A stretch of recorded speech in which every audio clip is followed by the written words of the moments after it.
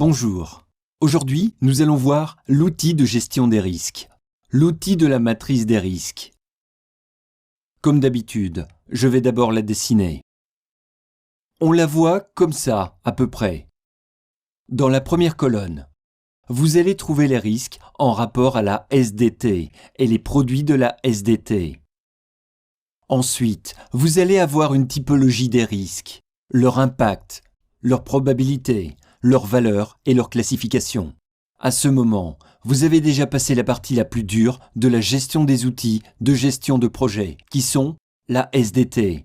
Et vous avez déjà la matrice des acquisitions. C'est un bon moment pour commencer à penser aux risques, si vous n'y aviez pas pensé avant. Et la matrice des risques est un outil très efficace pour consolider l'analyse, l'identification et la gestion des risques. Pour le moment, qu'avez-vous ? Premièrement, vous avez le cas du projet, où tout le contexte institutionnel du projet est reflété et il peut appuyer l'identification des risques.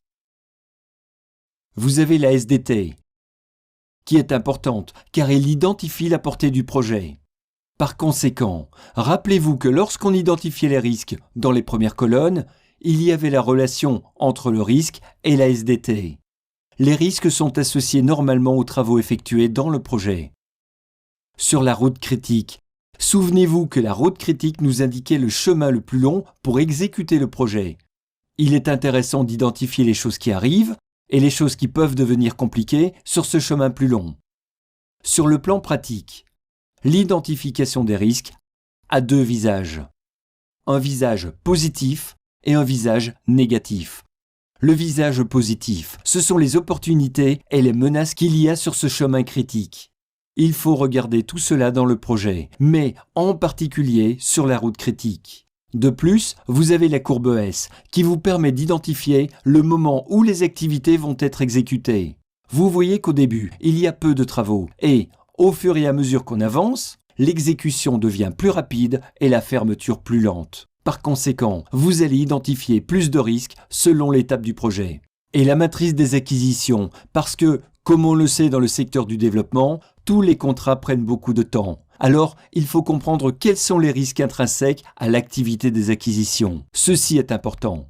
Alors, maintenant, avec les intranses que je viens de mentionner, allez directement à l'exercice où vous allez voir une matrice de risques. Elle a déjà quelques espaces de remplis. On vous a aidé dans ce travail pour vous appuyer, puisqu'on travaille en équipe dans l'identification de quelques risques. Vous devez utiliser les informations sur ce cas pour compléter cette matrice et nous l'envoyer. À bientôt dans le prochain module.